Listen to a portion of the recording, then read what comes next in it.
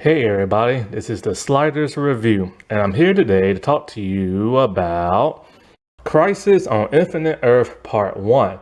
So this movie came out, I think either last year or early this year, but I'm just now watching it because I refuse to take a chance and watch any DC animated movie by just buying it on DVD, and I'm not buying it on digital. Since I got HBO Max, I'm just gonna watch it on HBO Max. And I've been really wanting to see this for the longest time because one, Crisis on Earth, that movie that came out many years ago was very good and everything, that animated movie. I didn't like the CW Crisis on Earth. I only liked one episode out of that. But other than that,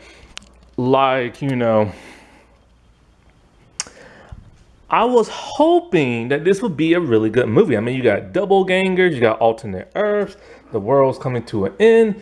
I'm like, this has to be like cake for them. You know what I'm saying? And it's a three-parter. So I'm like, maybe it's going to be really good. And so before I ever saw the movie, I saw the trailer for the second movie and I saw Batman Beyond, Terry McGinnis. I'm like, awesome. But before I watched this movie, I watched an extended clip of part 2 where Terry's in there and he doesn't say not one freaking thing. And it's like a 6-minute clip. And I'm just like, what the heck? And I read in the comment section, he only says 3 lines in the entirety of the movie. And somebody uploaded a video that's 22 seconds long of all the stuff Terry McGinnis says. And most of it is just grunts from him fighting. And I'm just like, why bring him back if you're not going to do nothing with him or have him say nothing? And of course, it's fan service. But do you know how long it's been since people wanted to see Batman Beyond and anything? I've wanted to see Batman Beyond in an animated movie that's not related to his television show, but with a different art style, maybe a different voice actor, something different for years. And I finally got it just to be disappointed.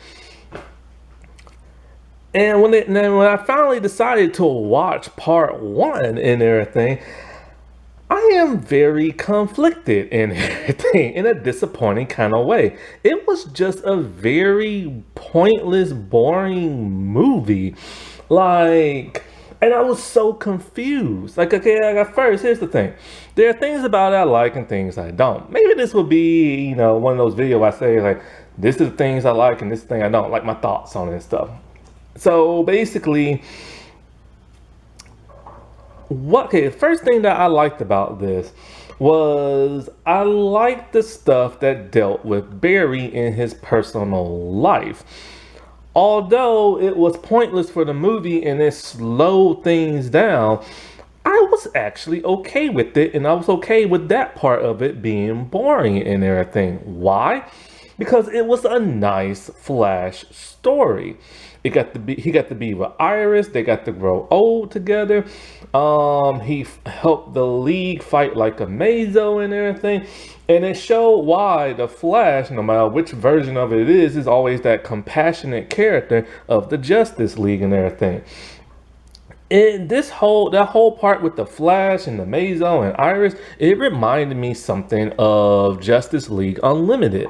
And I'm okay with that. I love Justice League Unlimited. It felt like a nice inserted in episode in a movie.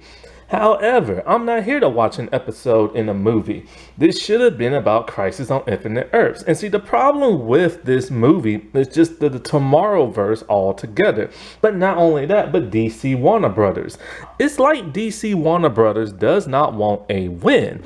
It's like they haven't had a smash hit in forever, whether it's live action movies, live action television shows, animated television shows, or animated movies. They have been dropping the ball consistently. And I do not understand why. I mean, even Sony is doing that with the Spider-Man verse. Marvel has started to drop the ball, but they're all like, well, hold up now. Kevin Feige's all like, I like it when you give me your money, and you ain't giving it to me. So I'm going to fix some stuff. At least he had the wherewithal to fix the mistakes that's been going on. Over here in DC and Warner Brothers, they're still making mistakes. We still have yet to see anything from James Gunn because he's still cooking and he better deliver, because if not, then ooh,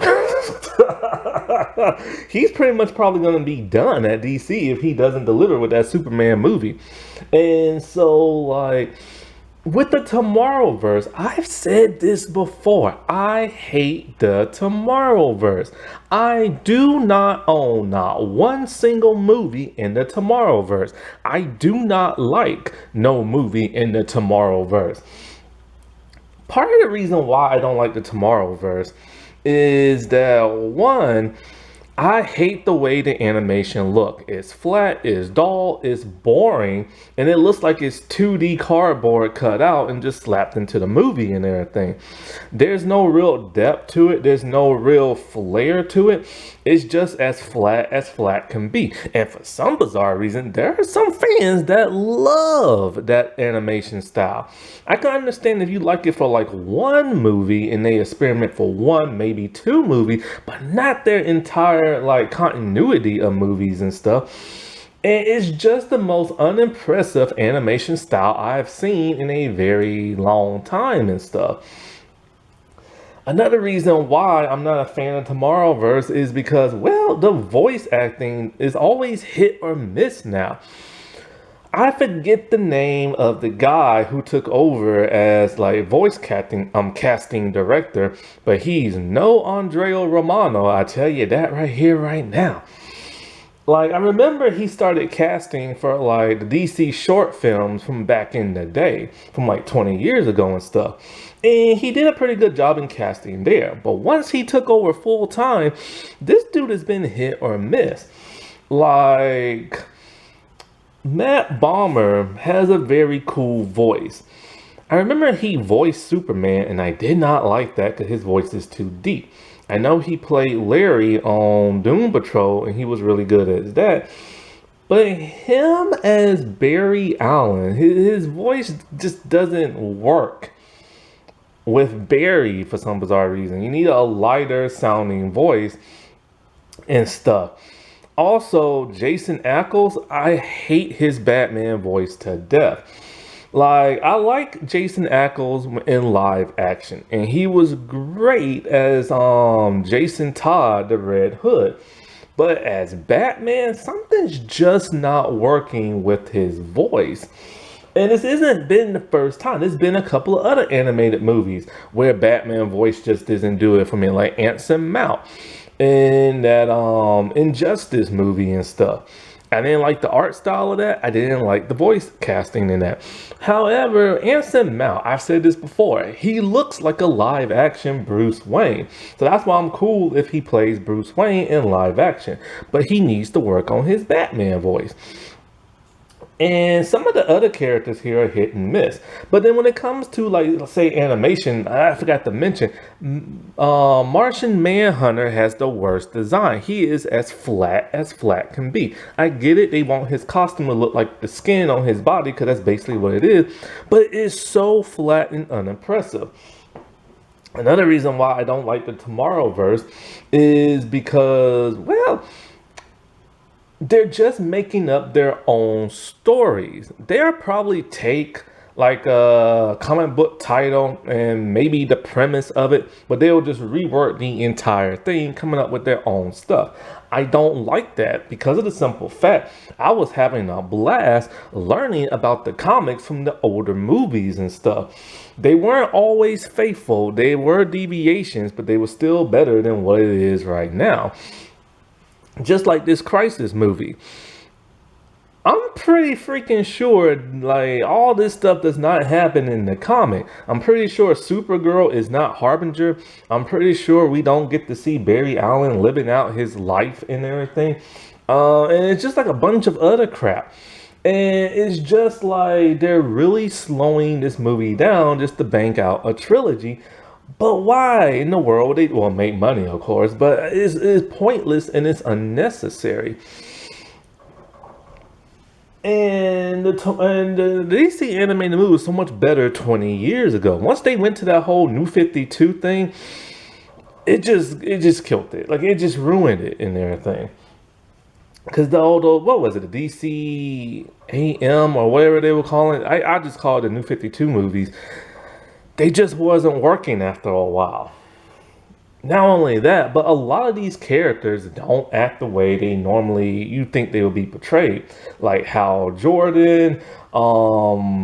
At one point in time, that Green Lantern movie was just terrible. And the thing about the Green Lantern movie, it was written by a man who knows how to do comic books. John Shimper, the man from Spider-Man, the animated movie. I mean, animated series. I don't understand how he failed so hard on that movie. And I just don't get this whole Tomorrowverse thing. Not only that, but it's like they're trying to do too much for like an 80-minute movie. Like they're trying to make a live action movie, but in animation. That doesn't always work. It worked in Young Justice to a certain degree when it was on Cartoon Network. And like the first season, it had a more mature take, more serious vibe to it. But animation is animation and live action is live action. Trying to combine the two does not always work. Like when you try to make a live action movie feel like an animated series, it normally bombs because animation has its own way and live action has like another. Not only that, but like this movie was basically an excuse to show how the Justice League formed. That's one thing they were starting to build up to in the Tomorrowverse, but then they said, screw it, let's just jump ahead. Because first, it started with the Superman movie. And in the Superman movie, they also included Martian Manhunter, which is something they're starting to do a lot now in DC in their TV shows and movies. They keep introducing Martian Manhunter in either Supergirl or Superman. And then Lobo was in there. And I think the Flash might have showed up at the end of the movie. I'm not 100% sure. Then, of course, we had the two Batman Long Halloween movies. And then all of a sudden we had a Flash movie, and him and Superman and Batman all know each other, and Flash went to a different dimension where it was the Justice Society and everything.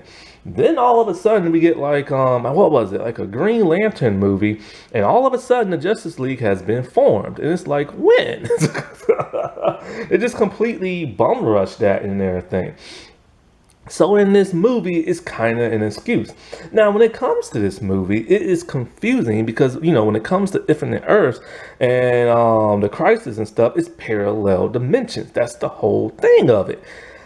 So when I saw Barry like first meet Iris at the restaurant, and then later on, they get like engaged, and then later on you see him and the others form the Justice League and fight Amazo. Then Superman gets hurt and sent him to Bruce Wayne. Then Bruce Wayne's all like, I'm going to put Dick in the orphanage and all that.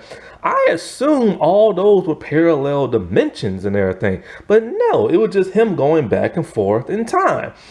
And I'm just kind of like, and I was so confused. Like I thought that watching the movie until I just read it now. He was just going back in time. What in the world kind of crap is that? The only time he ever went to a different dimension when he went to Earth 3 with the crime syndicate and everything. And so, like, every time he kept going through time, like I said, I thought it was a parallel dimension. So I'm all like, how come he's not aware he's not on a parallel Earth and stuff? But then it turns out there was an old man making him going back and forth through time. And I figured who that was. It had to be Constantine and everything. So they're tying it into those New 52 movies that started this whole continuity with Flashpoint and everything, because they realized, hey, this Tomorrowverse thing just ain't doing it. The sales are really low. We need a crisis to just erase all of that crap. Instead of doing that, just fix it. Like even James Gunn's talking about like a crisis movie. Why? You just started the whole freaking thing and it hasn't even came out yet and stuff. And so like Constantine is just rambling, sending him back and forth through time, and so I'm watching it. I'm like, well, what is the point of this? But originally, I thought he was in parallel dimensions. Now, like I said before, the whole stuff with Ivo, that was great and everything. Like, Ivo just being corrupted by Lex Luthor, being lied to. his creator Ivo is like, you know, dying, and Luthor is the one that infected him, and all this other crap, the stuff with Superman being sick and being taken to Bruce, and Bruce is all grumpy, which by the way, they have made Bruce far too grumpy for the past decade. It's to the point where Batman and Bruce Wayne are just so unbearable now. He's just too moody and everything. And yeah, I get it. He has a chip on his shoulder at times. But it's like this dude is just like a pain now. It makes it to the point where I don't even like Batman no more every time I see him in animation. And so then, of course, you know, the Monitor, him and Harbinger, they start recruiting heroes from parallel Earths. Now, the problem with that, while it was nice to see, it was just a very slowed down version of, like, you know, them introducing each other, getting confused by who some people are, realizing I got partners on a different Earth, I have a kid on a different Earth, and, you know, one major problem with that is that all the art style and all the designs were the same. You would think if they came from parallel dimensions, they would have a different art style. Similar to what, like, you know, the Spider-Verse did. Now, I know in DC, they don't do that and stuff. And if they don't want to have a completely different art style, at least make the characters themselves look different. There was two different Supermen, and they looked absolutely the same, except for one was older with wrinkles in the face, and his belt was different. And that was literally it. They had the exact same costume, the exact same body build, and it's just like you couldn't tell one from another unless you looked at his face and everything. And they should have just started making people just look completely randomly different. Not have one Robin who's older and another one who's younger who happens to be the different Robin and stuff. That's not what I'm talking about. And, you know, then I didn't understand what the heck was going on when they was building that tower, because I assumed they was in parallel dimensions, because they really didn't make it that clear that they was just time traveling and stuff. And the whole building of like the tower, I still don't understand what the heck all that was about.